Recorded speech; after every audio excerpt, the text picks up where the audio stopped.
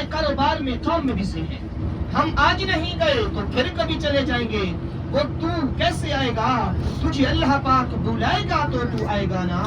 انسان کو یہ سوچنا بھی چاہیے کہ کیا مجھ سے اتنا بڑی غلطی ہوئی, کیا مجھ سے اتنا بڑا گناہ ہوا کہ اللہ پاک جو ہے مجھے اپنے گھر پہ آنے کے لیے توفیق بھی نہیں دے رہا. ماشاءاللہ حاجی صاحبان, آپ تو آ بھی چکے ہیں, عمرہ ادا بھی کر چکے ہیں, آپ روزے کی زیارت بھی کر رہے ہیں, صلاۃ و سلام کا نذرانہ بھی پیش کر رہے ہیں. حاجی صاحبان, پہلے تو آپ مدینہ شریف میں رہتے ہوئے آپ ادب اور احترام کے ساتھ بھی رہیں گے. یہ ادب کا مقام ہے. آپ یہاں پر رہتے ہوئے نہ کسی چیز کا گلہ شکوہ کر سکتے ہیں, نہ کسی کے ساتھ لڑائی جھگڑا کر سکتے ہیں, نہ کسی کے ساتھ آپ اونچی آواز سے بات کر سکتے ہیں. حتیٰ کہ آپ کو اتنی بھی اجازت نہیں ہے کہ آپ اونچی آواز سے جو ہے صلاۃ و سلام کا نذرانہ بھی پیش کر سکیں. حضرت علیہ وسلم کے ساتھ سچی اور پکی محبت کرنے کی بھی توفیق نصیب فرمائے. حجی سوال, ماشاءاللہ آپ روزے کی زیارت کر رہے ہیں, جعلی مبارک کی بھی زیارت کر رہے ہیں. یہ نہ سوچنا کہ ہم نے روزے کی زیارت کی ہے, جعلی مبارک کی زیارت کی ہے. حضرت امام مالک فرماتے ہیں کہ جو ان کی روزے کی زیارت کرتا ہے وہ یہی سوچے کہ اس نے محمد عربی کی ہی زیارت کی ہے. تو اپنے دل میں یہ تمنا رکھ کے جانا کہ ہم نے حضور پاک صلی اللہ علیہ وآلہ وسلم کی بھی زیارت کی ہے. حجی سوال, الحمدللہ مدینہ شریف سے بدر کی زیارت کے لیے تو روانہ ہو چکے ہیں, چست ہو کر بیٹھیں گے. حجی سوال, جاگتے رہیں گے, جذبے میں رہیں گے, تو آج آپ کی زیارت بھی ایک اچھی ہوگی. کیونکہ حجی سوال, یہ آج کا سفر جو ہے ہمارا جو ہے یہ پتہ نہیں ہے کتنا بھی سفر ہو سکتا ہے. کیونکہ حجی سوال, خوش نصیب لوگ ہیں زیارت کے لیے تو روانہ ہو چکے ہیں, بعد میں پتہ نہیں کہ نصیب میں لکھا ہے آنا یا نہیں بھی لکھا. تو اس لیے یہ کوئی زیارت نہیں ہے, یہ یہاں پر گورنر کا ہاؤس ہے. جو مدینہ شریف کا گورنر ہے, یہ سفید اس کا الٹے ہاتھ کے اوپر یہ ہاؤس بھی بنا ہوا ہے. تو دیکھیں آج اس ہاؤس کے قریب سے بھی آپ گزر کے بھی جا رہے ہیں, اپنے ملک کو دیکھیں, قانون کو دیکھیں, تو یہاں پر بھی ماشاءاللہ سائڈ سے بھی آپ ساتھ گزر رہے ہیں. تو یہ ابھی آپ کو ماشاءاللہ کالے پتھروں والی ایک جو آپ کو الٹے ہاتھ کے اوپر مسجد نظر آ رہی ہے, اور اسی ہی مسجد کا نام ہے مسجد ترکی. اب اس مسجد کو مسجد انبریہ بھی کہا جاتا ہے. ترک حکومت جب یہاں پر تھی تو انہوں نے اپنے لیے ایک پہلی مسجد بھی بنائی اور جس کا نام رکھا مسجد ترکی. اور اسی طرح سیدھے ہاتھ کے اوپر ابھی سامان دیکھیں, یہ سیدھے ہاتھ کے اوپر آپ کو ترکی ریلوے اسٹیشن نظر آ رہا ہے, اور اسی ہی ترکی ریلوے اسٹیشن کے اندر آپ کو ریل گاڑیاں بھی نظر آئیں گی, اور ایک سفید گنبد والی ایک مسجد بھی نظر آئے گی. یہ ماشاءاللہ دیکھیں آپ کو یہ آپ کو مسجد نظر آ رہی ہے. اس مسجد کا جو نام ہے مسجد سقیہ. پہلے اس کا جو نام ہوا کرتا تھا وہ بیر سقیہ. یہاں پر ایک کنواں ہوا کرتا تھا. حضور پاک صلی اللہ علیہ وآلہ وسلم جو گھر کا پانی بھی استعمال فرماتے تو وہ اسی ہی کنویں کا پانی بھی استعمال فرماتے. پھر یہاں پر کنویں کو ختم کر کے یہاں پر مسجد بھی بنا دی, جس کا نام رکھا مسجد سقیہ.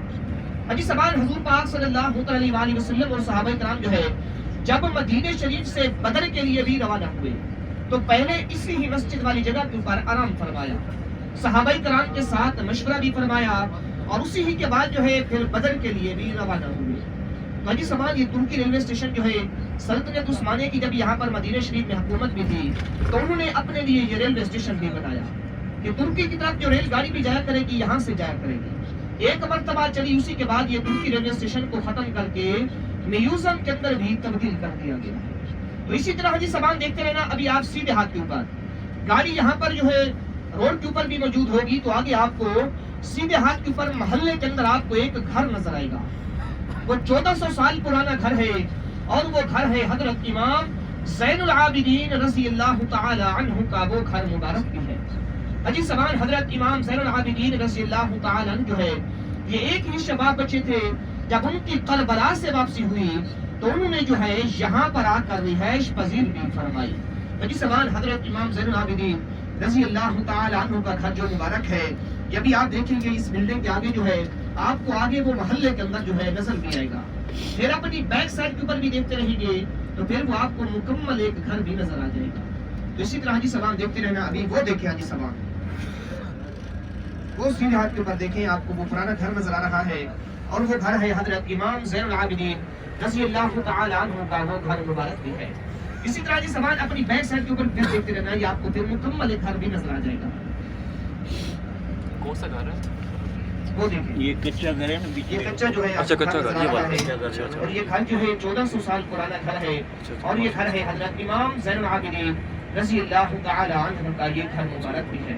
حدیث سلام دیکھیں، آج اپنے گھر بھی دیکھیں، آج اپنے محل بھی دیکھیں، یہ اس وقت ان کے گھر بھی دیکھیں اور ان کے محل بھی دیکھیں، پھر سوچیں کہ انہوں نے یہاں پر ایک کیسے بھی زندگی گزاری، کتنی مشکلات بھی اٹھائی، اور اسی طرح حدیث سلام سیدھے ہاتھ کے اوپر گھر بھی دیکھتے رہیں گے۔